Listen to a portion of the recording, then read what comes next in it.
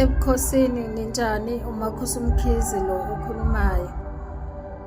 Yazi kunendlela esenza ngayo. Uma ujola lo mfana uyazi ukuthi unabantu abadala noma wena unabantu abadala. Ngiyacela ukuthi uke uzame ukushintsha indlela ogqoka ngayo uma uyomvakashela kubo. Noma abazali bakhe bakhona noma basekho, kodwa lapho kusuke kunabantu abadala abaphekile leli khaya.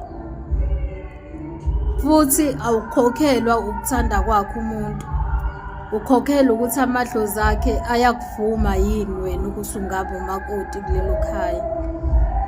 So ngiyacela ukuthi uma uhambe uyovakashela umuntu othandana naye, awukushintsha indlela ogqoka ngayo. Awuyishintshe nje indlela ogqoka ngayo ubone ukuthi angeke kukulungele yini, akukho yini lapho ekuzolunga khona, especially mozo yekhishini.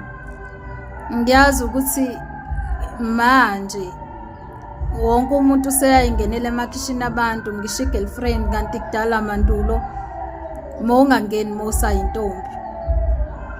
Kodwa-ke manje sekuyenzeka khona-ke uthi ukwenza lokho ube ugqoke ngendlela oyibonayo nawe ukuthi iyajabulisa kwabaphansi.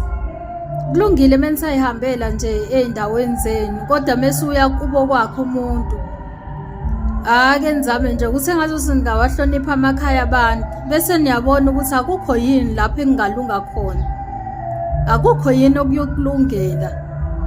Awukuzame nje, hhayi ukuthi uzenza isilima, kodwa ukuzame nje ubone ukuthi akukho yini okungakulungela. Ngoba uhloniphe yena lo muntu, kepha uhlonipha abaphansi bakubo, uhlonipha amadlozi wakubo. Awuqala uwahloniphe ubone ukuthi wona akukho yini okuhle angakubonga ngakho.